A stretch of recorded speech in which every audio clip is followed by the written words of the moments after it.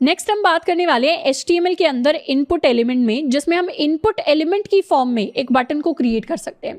Input में जब मैंने आपको डिफरेंट टाइप्स दिखाए थे, तो इनपुट के अंदर ही एक डिफरेंट टाइप होता है बटन टाइप का। तो मैं अपने फॉर्म के अंदर एक बटन को अगर क्रिएट करना चाहती हूँ तो उसको मैं इनपुट एलिमेंट की हेल्प से भी क्रिएट कर सकती हूँ। वो क्रिएट करने के लिए मुझे टाइप को एज सबमिट देना पड़ेगा। अब इनपुट एलिमेंट की हेल्प से बटन को क्रिएट करने के लिए मैं क्या लिख सकती हूँ, मैं लिख सकती हूँ इनपुट एंड वहाँ पर टाइप की वैल्यू को सबसे पहले हम क्या लिखेंगे, सबसे पहले हम लिख कर देखेंगे एज बटन। तो इस तरीके से एक बटन मुझे क्रिएट करना है। मैं नेक्स्ट लाइन पर जाकर एक इनपुट एलिमेंट क्रिएट करूँगी जिसमें टाइप हो जाएगा एज माई बटन। इसको कर लेते हैं सेव एंड रिफ्रेश। अब यहाँ पर एक नई चीज़ अपीयर हुई है, इसको थोड़ा सा जूम इन कर लेते हैं।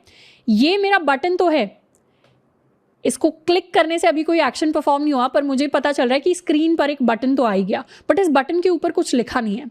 अगर इनपुट से मैं जिस बटन को क्रिएट करती हूँ उसके ऊपर मुझे कुछ डिस्प्ले कराना है, तो उसके लिए मैं यूज़ कर सकती हूँ वैल्यू एट्रीब्यूट का। तो वैल्यू एट्रीब्यूट के ऊपर अगर मैं लिख दूँ क्लिक मी और अब इसको रिफ्रेश करूं तो मेरे पास एक बटन डिस्प्ले हो रहा है जिस पर क्लिक मी अपीयर हो रहा है।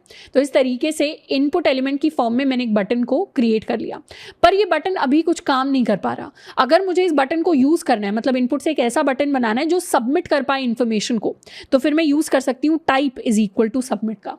तो यहाँ पर एक और मैं इनपुट की हेल्प से type is equal to submit अगर लिख दूँ तो एक बटन बना पाऊंगी।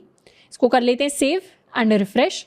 अब ये सबमिट बटन मेरे पास अपीयर हो गया। ये कौन सी लाइन की मदद से अपीयर हुआ, HTML में जब मैंने लिखा input type is equal to submit. एक चीज़ आपने नोटिस की होगी कि बटन के ऊपर दिखाई क्या देना चाहिए वो मैंने कभी भी डिफाइन नहीं किया। तो बाय डिफॉल्ट जब type is equal to submit होता है तो इस तरीके से सबमिट मेरे बटन के ऊपर ऑटोमेटिकली दिखाई देता है, और इसको क्लिक करने से अब मेरा पूरा का पूरा फॉर्म सबमिट हो रहा है और मैं रीडायरेक्ट हो रही हूँ इस URL की तरफ। मैं वापस जा सकती हूँ। अगर मुझे सबमिट की जगह इसके ऊपर भी क्लिक मी दिखाना है तो मैं इसकी भी वैल्यू चेंज करके वहाँ पर लिख सकती हूँ क्लिक मी बटन 2 यानी B2। इसको कर लेते हैं सेव एंड रिफ्रेश। तो ये मेरा फर्स्ट बटन हो गया जिसको क्लिक करने से कुछ नहीं हो रहा, सेकंड बटन हो गया जिसको क्लिक करने से मेरा फॉर्म हो जाता है सबमिट। अब इनपुट एलिमेंट की हेल्प से मैं अपने बटन्स को तो क्रिएट कर सकती हूँ, बट ये जनरली एडवाइजेबल नहीं होता। जब भी हम HTML के अंदर बटन्स को क्रिएट करेंगे, उनको क्रिएट करने के लिए हम यूज़ करने वाले हैं इस बटन टैग का। हम इनपुट एलिमेंट की हेल्प से बटन्स को क्रिएट नहीं करने वाले, क्योंकि वो एक अच्छा तरीका नहीं है HTML के अंदर बटन्स को डिस्प्ले कराने का। नेक्स्ट हम बात करने वाले हैं फॉर्म्स के अंदर नेम एट्रीब्यूट के बारे में। यानी जब भी मेरे फॉर्म के अंदर से कोई इन्फॉर्मेशन सबमिट होकर जाती है वो हमेशा नेम वैल्यू के पेयर में होकर जाती है। जैसे अगर मैंने किसी भी इनपुट के अंदर किसी यूज़र नेम को एंटर किया तो वो यूज़र नेम की जो भी इन्फॉर्मेशन है तो उसके लिए मुझे एक नेम वैल्यू का पेयर सेंड करना पड़ेगा, जिसमें वैल्यू तो वो टेक्स्ट होगा जो मैंने यूज़र नेम वाले इनपुट बॉक्स के अंदर एंटर किया है, और नेम वो एट्रीब्यूट होगा जिसको मैं डिफाइन कर रही हूँ। तो नेम मुझे हमेशा अपने इनपुट के साथ एट्रीब्यूट्स होते हैं जिनको डिफाइन करना पड़ता है, ताकि बैकएंड में जाकर या जहां पर भी मेरा डेटा सेंड हुआ है वहां पर जाकर ये पता चल सके कि इस इनपुट बॉक्स के अंदर क्या इंफॉर्मेशन एंटर हुई थी। तो इनपुट बॉक्स के अंदर जो भी मैं एंटर करूंगी उसको एक्सेस करने के लिए, उसको रेफर करने के लिए जिस नाम का हम इस्तेमाल करेंगे उसे हम नेम एट्रीब्यूट के अंदर डिफाइन करते हैं। इसका छोटा सा हम एक एग्जाम्पल देख लेते हैं। फॉर्म के अंदर इन सारी इंफॉर्मेशन को हटाकर मैं सिर्फ रखने वाली हूँ अपना यूजर नेम एंड पासवर्ड। तो एक बार इस फॉर्म को रिफ्रेश कर लेते हैं। ये हेलो बटन भी यहाँ से हम हटा देते हैं। दो चीज़ें मेरे पास, user name and my password. अब यूज़र नेम के अंदर जैसे ही मैं कुछ इन्फॉर्मेशन सबमिट करती हूँ, मान लेते हैं मैंने यहाँ लिखा ABCD एंड पासवर्ड में भी लिखा ABCD। अब एक और एक्स्ट्रा चीज़ यहाँ ऐड कर लेते हैं which is my submit button.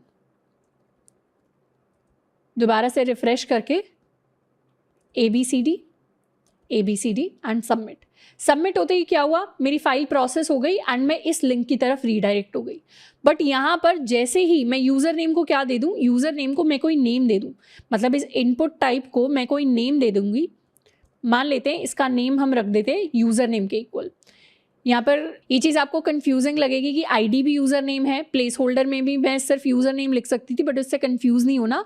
Basically एक सिमिलैरिटी, एक अच्छा लेआउट बना रहे, इसीलिए नेम के अंदर मैंने यूज़र नेम लिख दिया है।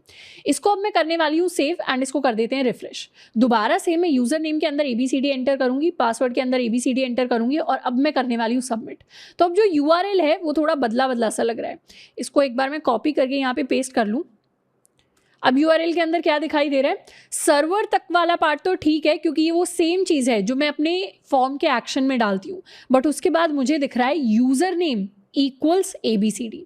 तो ये जो यूज़र नेम है ये बेसिकली ये नाम है, ये नेम है जो मैंने अपने इनपुट को दिया है एंड उसके बाद इसकी वैल्यू आ गई है। वैल्यू क्या डाली थी इसके अंदर, मैंने वैल्यू फॉर्म के अंदर जो मैंने डाली थी that was equal to ABCD। तो मेरी जितनी भी इंफॉर्मेशन सेंड होती है फॉर्म में वो नेम इक्वल्स वैल्यू की फॉर्म में सेंड होती है, जहाँ पर नाम मेरे नेम एट्रीब्यूट का नाम होता है इनपुट एलिमेंट के अंदर, और वैल्यू वो वैल्यू होती है जो मैं इनपुट एलिमेंट के अंदर एक्चुअली ऐड करती हूँ। अगर मैं यहाँ पर यूज़र नेम की जगह कुछ मान लेते हैं क्वेरी लिख देती, इसे हटा लेते हैं, इसको कर लेते हैं सेव। अब मैंने नेम को क्वेरी लिख दिया। अब अगर मैं इसे रिफ्रेश करूं एंड दोबारा से यहाँ पर ABCD लिखने वाली हूँ, अपना कोई पासवर्ड मैंने एंटर किया और उसको किया सबमिट, तो अब यहाँ पर लिखा आ रहा है query equal to ABCD। Query यानी वो नेम जो मैंने अपने इनपुट एलिमेंट को दिया था और ABCD यानी वो वैल्यू जो मैंने इनपुट एलिमेंट के अंदर एंटर की थी। तो इस तरीके से नेम एट्रीब्यूट एक तरीके से एक नाम दे देते हैं हम उस वैल्यू को जिसको मैं रेफर करना चाहते हैं एक फॉर्म के सबमिट होने के बाद। वैसे by default in general forms के अंदर जो नेम एट्रीब्यूट होता है वो कंपलसरी नहीं होता, बट जब भी हम अपना फॉर्म बनाएंगे और उसके अंदर इनपुट एलिमेंट्स बनाएंगे तो हम हमेशा नेसेसरीली उसके अंदर एक नेम एट्रीब्यूट डिफाइन जरूर करेंगे, क्योंकि हम चाहते हैं जिस इन्फॉर्मेशन को हम फॉर्म के डेटा की फॉर्म में भेज रहे हैं वो बैकएंड में एक्सेसिबल हो, और उसको एक्सेस करने के लिए हम नेम एट्रीब्यूट का यूज करते हैं।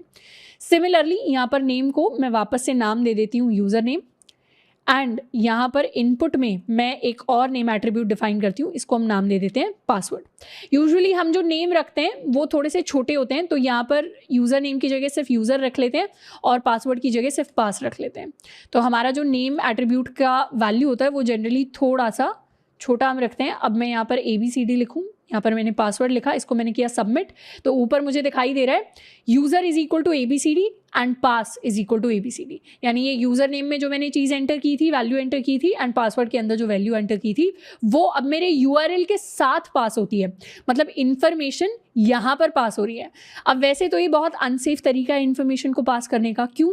क्योंकि अगर जैसे ही मैं किसी फॉर्म को सबमिट करूँगी तो मेरे URL के अंदर ही, URL ज़रूरी नहीं है सिर्फ मेरे बैकएंड के सर्वर के पास ही जाए, बहुत सारी डिफरेंट एंटिटीज़ होती हैं बीच में जिनके पास URL जाता है, तो URL के अंदर जनरली सेंसिटिव इन्फॉर्मेशन को हम पास नहीं कराते। तो यहाँ पर मेरा जो पासवर्ड है ये बहुत ही सेंसिटिव इन्फॉर्मेशन है जो मेरे URL के अंदर दिख रही है, जो नहीं दिखनी चाहिए।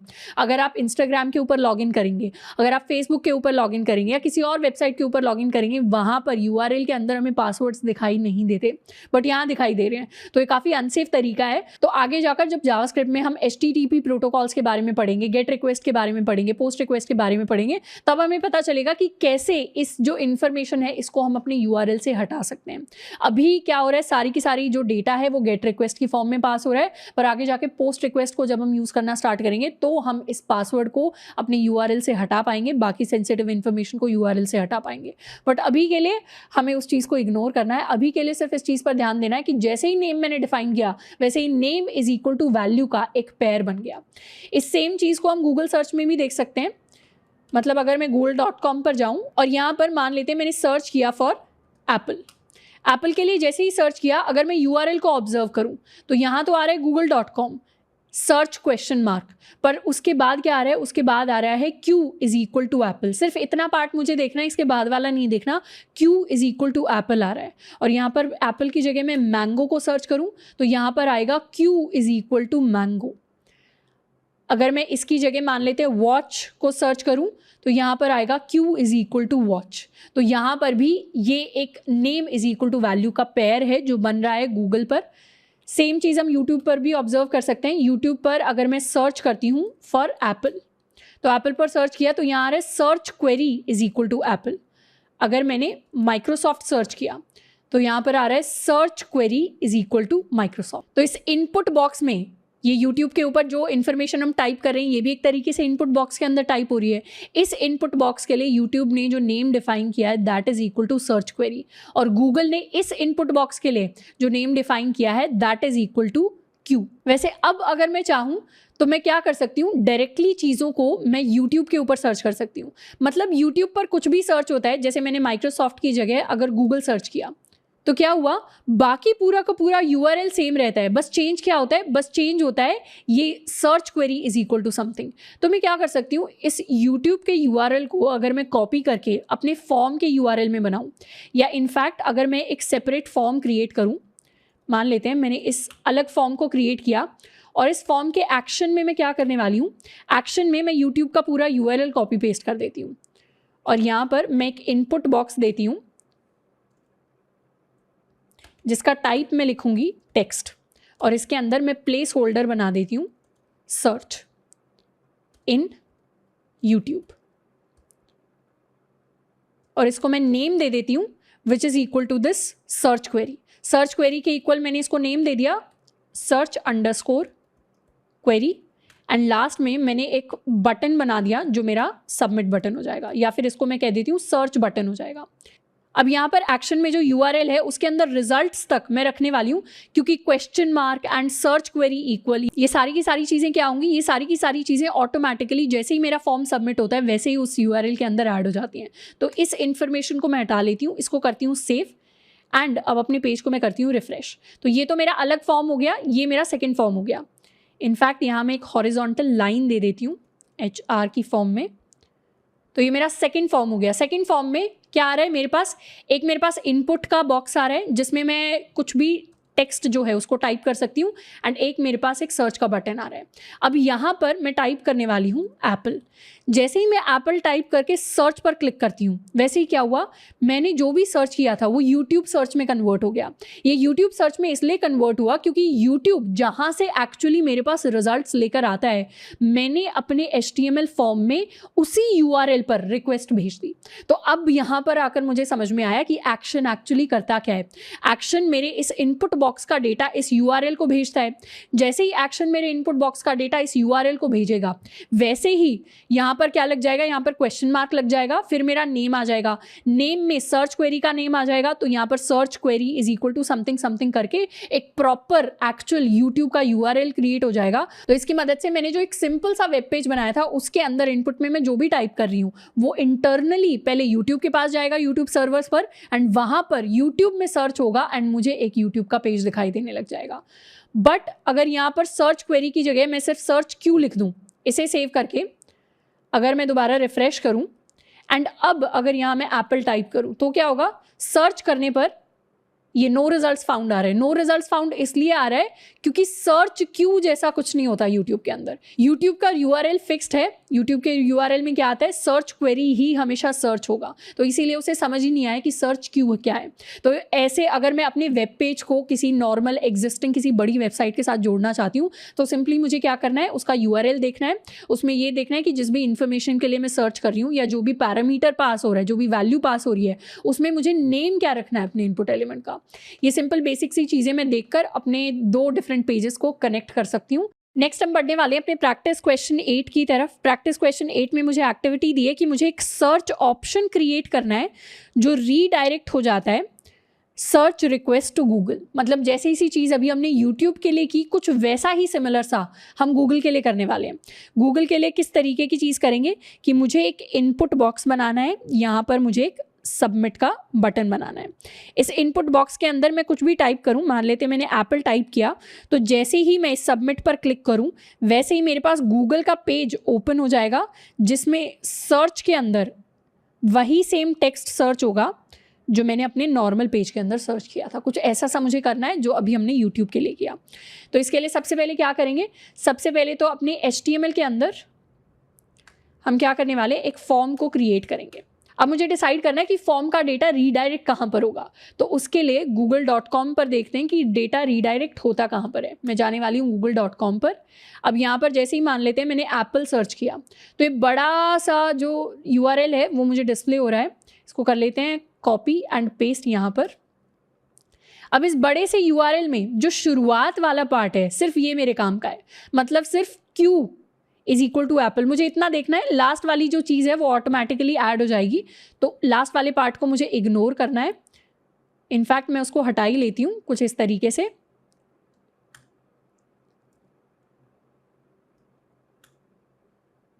इतना वाला जो पार्ट है इसको हम अपने एक्शन के अंदर ऐड करेंगे, तो एक्शन हो जाएगा दिस थिंग, और मुझे पता है कि यहाँ पर नेम क्या होना चाहिए, मेरी क्वेरी का नेम होना चाहिए क्यू के इक्वल। तो मैं अपने फॉर्म के अंदर एक इनपुट एलिमेंट क्रिएट करने वाली हूँ। सबसे पहले तो इसका टाइप में देने वाली हूँ टेक्स्ट के इक्वल एंड इसको नेम में देने वाली हूँ क्यू। इसके साथ साथ हम प्लेस होल्डर दे सकते हैं सर्च इन गूगल। नेक्स्ट मैं एक बटन बनाऊंगी और बटन को मैं नाम दे देती हूँ सर्च। इसको कर लेते हैं सेव एंड यहाँ पर जाकर हम करते हैं रिफ्रेश। तो सर्च इन गूगल मेरे पास क्रिएट हो गया। यहाँ पर मैंने लिखा एप्पल। जैसे ही मैं सर्च पर क्लिक करूंगी एक्चुअली गूगल पर जाकर मेरी जो क्वेरी है वो सर्च हो जाएगी। तो कुछ नहीं करना, सिंपली मुझे क्या चाहिए था, ये एक सिंपल सा URL चाहिए था, पहले देख लेना है। ये सेम चीज़ हम रेडिट के साथ कर सकते हैं, ये सेम चीज़ हम एक दो और वेबसाइट्स हैं जिनके साथ रिक्रिएट कर सकते हैं। तो एक तरीके से एक्सप्लोर करने का तरीका है। तो आपको एज अ होमवर्क प्रॉब्लम में दे रही हूँ कि अपने टाइम में थोड़ा सा 5-10 मिनट निकाल लें अभी पॉज करके वीडियो को, एंड खुद से या तो आप रेडिट पर जा सकते हैं, नहीं तो किसी और रैंडम वेबसाइट पर आप देख सकते हैं कि कैसे नेम एट्रीब्यूट की हेल्प से आप अपने नॉर्मल वेब पेज से किसी एग्जिस्टिंग वेबसाइट पर जाकर सर्च की क्वेरी को इंप्लीमेंट कर सकते हैं।